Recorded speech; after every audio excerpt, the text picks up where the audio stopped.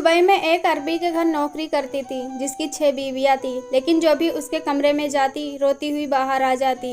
एक दिन मैं मालकिन के कपड़े पहनकर उस अरबी के कमरे में चली गई तो मेरे कदमों तले से जमीन निकल गई, क्योंकि वह अरबी तो मेरा कजन दुबई में नौकरी करता था। उनका वहाँ पर अपना बिजनेस था। मैं जब भी उनके पास फ़ोन करता कि मुझे भी अपने पास बुला लें ताकि मैं अपने घर के हालात ठीक कर सकूं। वह लोग मेरे चाचा के लड़के थे। उन दिनों मेरी उम्र महज 17-18 साल रही होगी। चाचा का बड़ा बेटा सलमान हमेशा मेरी बात सुनता और कहता, तुम अभी छोटे हो, अभी वहीं पर पढ़ाई करो, फिर उसके बाद सोचेंगे। लेकिन अम्मा के बहुत इसरार के बाद सलमान भाई ने मुझे अपने पास बुला लिया। कहने लगे, तुम्हें यहाँ पर हर तरह का काम करना पड़ेगा। मैंने तुम्हारी माँ को इसलिए नहीं बताया कि उन्हें कोई परेशानी ना हो, वरना अभी तो तुम्हारी एज नहीं हुई काम करने की। तुम्हें यहाँ पर बुलाना ही गलत है, इसलिए अब तुम्हें जो कहा जाएगा वही काम करना पड़ेगा। उसके बदले तनख्वाह तुम्हारी अम्मा को हर महीना भेज दिया करूँगा। मैंने कहा, जी बेहतर। फिर कुछ सोच कर बोले, तुम्हें एक आदमी के घर भेजूंगा, उसकी 5 बीवियाँ हैं, बल्कि 6 हैं।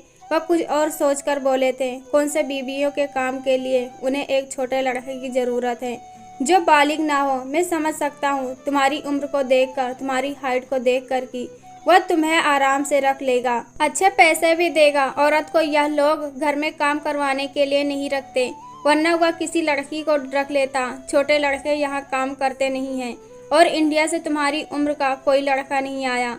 तुम बहुत कम लोगों में से हो जो इतनी कम उम्र में परदेश आ गए हो। मैं अपने कजन की बात सुनकर बहुत खुश हुआ। मैंने कहा, बस जैसा आप कहेंगे मैं वैसा ही करूँगा। फिर सलमान भाई ने मुझे कहा कि उस आदमी की 6 बीवियाँ हैं, लेकिन वहाँ पर तुम्हें सावधान रहना होगा।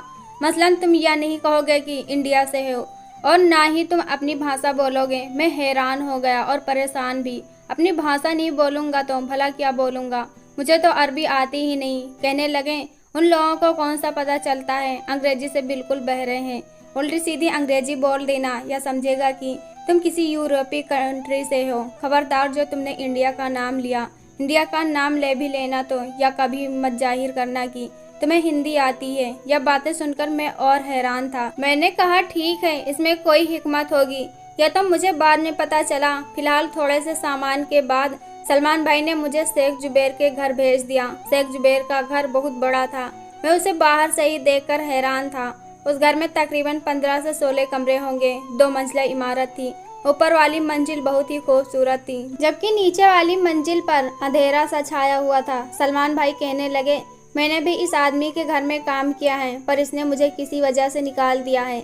मैं यहाँ पर सिर्फ और सिर्फ मैनेजर का काम करता था। इस घर में मसले बहुत हैं, इसलिए अगर तुम मेहनत से काम करोगे, कौन से मसले को निपटाते रहोगे तो तुम्हारी ज़िंदगी आसान हो जाएगी। यह आदमी तुम्हें तुम्हारी सोच से बढ़कर देगा। उसकी ज़िंदगी में सब कुछ है, लेकिन उसे सुकून नहीं है।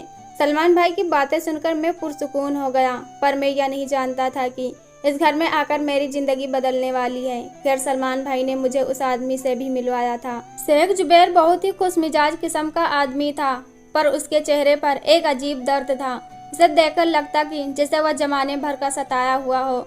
उसकी आंखों में तन्हाई थी। मैं हैरान था। शेख जुबैर के बारे में तो मेरे सलमान भाई ने ही मुझे सब कुछ बताया था कि उनकी 6 बीवियाँ हैं। 6 बीवियों के होते हुए कोई आदमी कैसे नाखुश हो सकता है, यह बात मेरे समझ से बाहर थी। फिर भी मैंने सलमान भाई को अलविदा कहा। वह मुझे यहाँ छोड़कर खुद वापस चले गए। उनके जाने के बाद अरबी आदमी ने मुझे सलाम किया और एक लड़की के और इशारा किया जो उसी कमरे में खड़ी थी। उस लड़के से कहा कि इसे बाहर ले जाओ। वह लड़का मुझे जाना पहचाना सा लग रहा था। बार बार पीछे मुड़कर देखता, फिर मुझे ऊपर वाले रूम में ले गया। सीढ़ियाँ चढ़कर आते ही रंगदारी वाले अंदाज में बोला, मुझे पता है कि तुम इंडिया से हो, मैं बांग्लादेशी हूँ, लेकिन किसी भी कीमत पर यहाँ पर इस बात का प्रचार मत करना कि तुम्हें हिंदी या उर्दू समझ में आती है। उसके पीछे भी एक खास वजह है जो तुम्हें बाद में पता चल जाएगी। मैं हैरान था, हर कोई मुझे यही बात क्यों कह रहा था? क्या शेख को इंडियन होने पर कोई मसला था? अगर था तो सलमान भाई के साथ किस तरह से पेश आया था, जैसे वह उनके दोस्त हों। फिर मुझे उस लड़के ने, जिसका नाम रवि था, उसने मुझे सारा काम समझा दिया। उसने कहा था कि इस आदमी की 6 बीवी हैं। उनको कभी न कभी कोई न कोई काम पड़ जाता है। कभी उनको बाहर जाने की ज़रूरत पड़ जाती है या फिर घर बैठे ही कोई सामान मंगाने की ज़रूरत पड़ती है। तुमको फ़ौरन ही उनको सब चीज़ लाकर देना होगा जो वह कहेंगे, और हाँ, तुम्हें किसी से कोई बात पूछने की ज़रूरत नहीं। अब तुम्हारे जहन में यह भी सवाल आ रहा होगा कि शेख की 6 बीवियाँ कैसे हैं, क्योंकि या तो मुसलमान है और मुसलमान तो सिर्फ 4 बीवियाँ रख सकता है। बात यह है कि जो नीचे वाली बिल्डिंग में 2 लड़कियाँ रहती हैं, उनको शेख ने तलाक दे दिया है। उनकी बीवियाँ तो हैं लेकिन तलाकशुदा हैं। शेख उनके पास नहीं जाता, सिर्फ अपनी 4 बीवियों के साथ रहता है। और बेहतर यही होगा कि तुम अपने काम से काम रखो। आज के बाद यह बात किसी दूसरे से मत पूछना। मैं उसकी बातों पर अमल करते हुए वहाँ से चला आया था। अब सवाल तो यह था कि मैं सारा दिन उनके बीवियों के हुक्म का इंतजार करता रहूं। बल्ले में मुझे कितनी तनख्वाह मिली थी, यह सारी बातें मेरे जहन में चल ही रही थी। तभी मुझे अंदर से चीखने की आवाज़ आई। मैं बाहर बैठा था, अंदर से चीखने की आवाज़ आई तो मैं कमरे की ओर दौड़ पड़ा। मैंने देखा अंदर एक औरत बुरी तरह से सामान तोड़ रही थी। वह जवान लगती थी, उसकी उम्र मुश्किल से 25-26 साल होगी। बल्कि वही शेख जो मुझे थोड़ी देर पहले कमरे में हिदायत देकर गया था, वह उसे चुप करवाने की कोशिश कर रहा था। लड़की बुरी तरह से रो रही थी, जबकि वह अरबी आदमी उसे फिक्रमंदी से चुप कराने की कोशिश कर रहा था। न कभी उसे चुप कराता और कहता, लेकिन वह लड़की चुप होने के मूड में नहीं थी। मैं डर गया था कि कहीं अरबी की बात छुपकर सुनने से मुझे नौकरी से न निकाल दे। फौरन ही वहाँ से वापस आकर अपनी जगह पर चुपचाप बैठ गया। 2 मिनट ही गुजरा था कि वह औरत वहाँ से अपना सामान समेटी हुई बाहर निकली और अरबी उसके पीछे पीछे दौड़ा। मैंने अपनी नज़र झुका ली थी, पर उस लड़की ने उस अरबी की कोई भी बात ना सुनी और वहाँ से भागती हुई चली गई। उसके आंखों से आंसू बह रहे थे। लगता था जैसे वह बहुत बड़ी मुसीबत में फंसी हो। वह अरबी जो उसे पहले चुप कराने की कोशिश कर रहा था, उसके जाने के बाद वह फूट फूट कर रोने लगा और माफ़ी मांग रहा था। मुझे उसकी बातों से इतना समझ में आ गया था कि वह बहुत शर्मिंदा है। अपनी किसी हरकत से उसे दोहराना नहीं चाहता था, लेकिन वह ऐसा ही कुछ करता होगा, तभी तो अपनी बीबी से माफ़ी मांग रहा था। बहरहाल मैं चुप था। मैं अपने नए हुक्म का मुंतज़िर था कि वह मेरे पास आया और मुझसे कुछ अजीबोगरीब अंदाज में बातें करने लगा। मैं उसकी बात समझ नहीं पाया था। उसने एक लड़के को आवाज़ दी। यह वही लड़का था जिसने मुझे उस आदमी के बारे में जानकारी दी थी। वह मेरे पास आ गया और उसने अरबी से कुछ बातें की। अरबी ने उसे कुछ बताया और उस लड़के ने मुझे जो बताया वह तो मेरी ज़िंदगी बदल देने वाला था। मैं तो यह सुनकर हैरान हो गया था। वह अरबी उससे कह रहा था कि तुम मेरे एक बीबी से शादी कर लो। मुझे लगा कि जैसे वह मुझे आजमा रहा हो ताकि मैं उसका वफादार हूँ या नहीं, यह बात साबित हो सके। मैंने उस लड़के से कहा कि मैं शेख की बीवियों की बहुत इज्जत करता हूँ और ऐसा सोच भी नहीं सकता। अगर मुझसे कोई गलती हुई है तो मुझे माफ़ कर दें। मेरी बात सुनकर शेख समझ गया कि मैं उसकी इस बात से खौफजदा हो गया हूँ। कहने लगा कि तुम डरो नहीं, मैं तुम्हें यह सब आजमाने के लिए नहीं कर रहा हूँ, बल्कि अपनी बीवी से तुम्हारी शादी करवाना चाहता हूँ। अरबी बहुत परेशान लग रहा था। उसकी बातों से भी लगता था जैसे वह किसी गहरी सोच में गुम है। खैर, मैंने यह बात जाकर अपने सलमान भाई को बता दी। सलमान भाई भी उसी घर में आ गए थे। अरबी ने उन्हें भी बहुत सारी बातें समझाई। सलमान भाई बहुत खुश हो गया और कहने लगे कि हमारी ज़िंदगी का सबसे अच्छा मौका होगा। तुम शेख की सबसे छोटी बीवी से शादी कर लो, जिसने शेख से तलाक ले ली है या फिर जिसको दे दिया है। उसके बाद वह तुमको बताएंगे कि आगे क्या करना है। मैं तो उस घर में कठपुतली सा था। मैंने तो कहा कि जैसा मेरे मालिक कहेंगे मैं वैसा ही करूँगा। यूँ मेरे शादी की तारीख मुकर्रर कर दी गई। तारीख क्या थी? परसों मेरी शादी होना करार पाया था, जबकि वह लड़की इंडियन थी। उसका नाम सन्नो था। यह जानकारी मुझ तक आ चुकी थी। मैं यह नहीं समझ पाया था कि आखिर मुझे सन्नो के साथ शादी के लिए क्यों कहा जाता है, जबकि वह शेख की बीबी है जिसे वह तलाक दे चुका है। मुझे कुछ समझ में नहीं आ रहा था। बहरहाल परसों का दिन तो आना ही था। मेरी और सन्नो के साथ शादी कर दी गई। सन्नो ने रोते रोते निकाह के लिए हाँ किया था और निकाह होते ही मुझे और सन्नो को एक अकेले कमरे में भेज दिया गया था। यह कमरा अच्छी तरह से सजाया गया था। उसमें रेशम के कपड़े थे और ऐसे ऐसे कपड़े जो मैंने कभी नहीं देखे थे। मखमली पर्दों को देखकर उस घर का अंदाज होता था। मैं चुपचाप बैठे वहाँ पर था और कमरा ही देख रहा था। तभी सन्नो मेरे पास रोते हुए आई और कहने लगी कि अब तुम भी मुझे तलाक दे दोगे। यह बात मुझे मालूम है, क्योंकि मेरी ज़िंदगी में सिर्फ तलाक ही लिखी है। मैं इसको हिंदी बोलता देख हैरान था, क्योंकि पहले ही जान चुका था कि वह एक इंडियन है। वह मुझसे और बातें करने लगी, मगर उसके चेहरे पर एक अजीब सा दर्द था। तुम कौन हो? यहाँ कैसे आई हो? क्या तुम इसे जानती हो कि तुम्हारी शादी हमारे साथ क्यों करवाई गई है। मेरी यह बात सुनकर सन्नो और रोने लगी। अच्छा रो तो नहीं, मैंने उसका हाथ थाम लिया। वैसे भी तुम्हारी शादी अब मेरे साथ हो गई है। अगर तुम दुखी हो तो मेरे साथ बहुत खुश रहोगी। मैं एक ख्याल रखने वाला बहुत ही अच्छा इंसान हूँ। मेरी बात सुनकर वह थोड़ी सी मुस्कुराहट के साथ हंसी और बोली, तुम्हारे साथ मेरा निकाह आज ही है। तुम बहुत ही मासूम और सीधे साधे लड़के हो। तुम यह नहीं जानते कि तुम्हारा निकाह मुझसे क्यों करवाया गया है। तुम फिलहाल इस शादी से खुश हो। तुम यह नहीं जानते कि मेरी कहानी क्या है। मेरी उम्र देखो, मुझ पर गुजरे दर्द देखो, तो तुम खुद ही जान जाओगे कि मैं जो कह रही हूँ। यह कहकर वह दोबारा रोने लगी। तुम मुझे अपनी पूरी बात बताओ, फिर मैं इसका कोई ना कोई हल निकालने की कोशिश करूँगा। तुम देख लेना, तुम्हें मैं मायूस नहीं करूँगा। तुम अगर इतनी ही दुखी हो, इसका कहीं ना कहीं तो हल निकलेगा ही।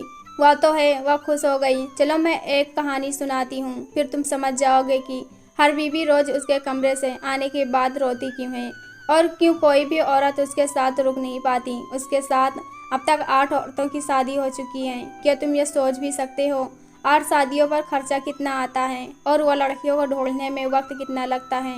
यह कहकर वह हंसने लगी। हाँ, बहुत ज़्यादा वक्त लगा है उसे, और अब उसे समझ आई है, इसलिए उसने मुझसे तुम्हारी शादी करवाई है। तुम कहानी मत घुमाओ, मुझे पूरी बात बताओ। मैंने उससे कहा कि मेरी उम्र उन दिनों सिर्फ और सिर्फ 14 साल थी, जब मैं अपने स्कूल में सबसे फर्स्ट हुआ करती थी। मेरे लिए ज़िंदगी बहुत खूबसूरत थी, पर यह नहीं जानती थी कि ज़िंदगी का एक ख्वाब बहुत ही जल्द ख़त्म होने वाला है। उन दिनों हमारे स्कूल में एक डांस फंक्शन हो रहा था और मुझे भी उस स्कूल में हिस्सा लेने का मौका मिला और मैंने अपनी भरपूर कारीगरी दिखाई। हम सब बहुत खुश हैं। हम लोग एक पार्टी में गए हुए थे जहां मैंने डांस किया। उस डांस ने मुझे बहुत फेमस करा दिया था। काफ़ी सारे लोग मुझे जानने और पहचानने लगे थे। मैं भी बहुत हसीन थी, जो भी देखता मुझे देखता ही रह जाता। प्रिंसिपल ने जब मेरा स्क्रिप्ट देखा तो मुझे उन्होंने अपने स्कूल के सबसे टॉप क्लास में रख लिया। अब जब भी कोई तस्वीर खिंचवानी होती तो मैं ही सामने आ जाती। मेरी यह तस्वीर एक अखबार में छप गई। डांस करते करते मैं अखबारों में आने लगी थी, पर मैं ये नहीं जानती थी कि मेरी शोहरत एक दिन मेरी कातिल बन जाएगी। जब अब्बा के पास एक आदमी आया, उसके साथ 3 औरतें भी थीं। वह कहने लगे कि हम आपकी बेटी का इंटरव्यू लेने आए हैं।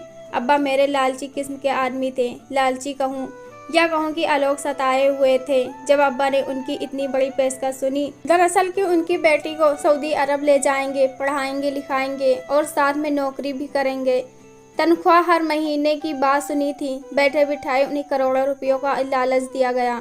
अब्बा खुशी से फूले नहीं समा रहे थे। मैं भी उन लोगों पर यकीन कर लिया कि यह लोग तो इंसानों के पेड़ में भीड़ भेड़िए हैं। मुझे यह नहीं मालूम, पर हम नहीं जानते थे कि यह लोग इंसान की शक्ल में भेड़िए हैं। मुझे नहीं मालूम कि उन लोगों ने बाकी की कार्रवाई कैसे की, लेकिन ज़रूरी कागजात बनवाने के बाद उन लोगों ने मुझे हवाई जहाज़ में बिठा दिया। फिर मेरी किस्मत उसी दिन पलटी जब मुझे यहाँ लाया गया। मैं जहाज़ में बैठकर यही सोचती रही कि आगे जाकर भी मैं अपनी पढ़ाई जारी रखूँगी। पर मुझे जब दिल्ली लाया गया, एयरपोर्ट पर एक लड़की ने मेरा स्वागत किया और मुझे खूब पूछताछ की गई। वह लड़की मुझे एक होटल में ले गई। उसके बाहर अरबी में कुछ लिखा हुआ था। मैं नहीं समझ पाई कि यह क्या है। वो लड़की मुझे ऐसे होटल में ले गई जहाँ पर माहौल बहुत ही अजीब था। खूबसूरती, रंग रोशनी और लड़कियाँ छोटे कपड़े पहन रखे थे। खुदा जाने कि यह कौन सा दुबई था। हमने तो सुन रखा था कि वहाँ बहुत ही अच्छे लोग रहते हैं। वहाँ पर ऐसा कुछ भी नहीं जैसा हमारे मुल्क में होता है। पर यह देखकर तो मैं हैरान थी कि वहाँ अय्याशी का एक भरपूर ठिकाना था। लड़कियाँ छोटे कपड़े पहन रखी थीं। मैं सोचने लगी कि मुझे यहाँ क्यों लाया गया है। यह जगह ना हम जैसे लड़कियों के लिए है और ना ही यहाँ कोई स्कूल की लड़की नज़र आ रही थी। कुछ रास्तों से गुजरते हुए वह लड़की मुझे एक हॉल में ले गई जहाँ पर एक ब्यूटी पार्लर जैसी जगह थी। उस ब्यूटी पार्लर में मेरे बाल बनवाए गए और मुझे अच्छे कपड़े पहनाए गए। मैं किसी शहजादी की तरह लग रही थी। मुझे अपने आप पर रश्क आ रहा था। मुझे सुर्ख रंग का कपड़ा पहनाया गया। मेरे सर पर एक टोपी रखकर मुझे ऐसे तैयार किया गया जैसे तो फिल्मों और ड्रामों में शहजादियों को देखते हो। मैं बेपनाह खूबसूरत लग रही थी। दुनिया की सबसे खूबसूरत लड़की उस वक्त मैं ही मालूम हो रही थी। फिर मुझे एक कमरे में लाया गया। यह देखकर तो मेरे पैरों तले से ज़मीन निकल गई। वहाँ सोफे पर एक आदमी था जिसने अपने दोनों बाजू फैला रखे थे। मुझे देखते ही उसकी आंखों में हवा से भर आई। और फिर क्या था, उसने मुझे बर्बाद करना अपना हक समझा। वह मुझे बहुत दूर से खरीद कर लाया था। यह सारा खेल, सारी चाल उसी ने तो बिछाया था। एक दिन अखबार में उसने मेरी तस्वीर देखी और मैं ही उसे पसंद आ गई। बस तभी से उसने मुझे बर्बाद करने की ठान ली। जब पता करवाया तो पता चला कि मेरे माँ बाप भी गरीब हैं। फिर क्या था, उसने उन्हें लालच दिया और अगले हफ्ते मुझे यहाँ लेकर आ गया। अब मैं सजी सजाई उसके सामने रेशम की तरह पेश की जा रही थी। मैं बहुत रोई थी, चिल्लाई चीखी थी, लेकिन मेरी किसी ने नहीं सुनी थी। वह दिन मेरी जिंदगी का सबसे बुरा दिन था और यह सब के बदले मेरे माँ बाप को पैसे भेजे जा रहे थे। वह खुश थे और जब भी उन्हें मौका मिलता मेरी तस्वीर बनाकर उन्हें भेज देते, जैसे लगता कि मैं स्कूल में पढ़ रही हूँ। फिर कुछ दिन गुजरे तो उस अरबी ने मुझसे शादी कर ली।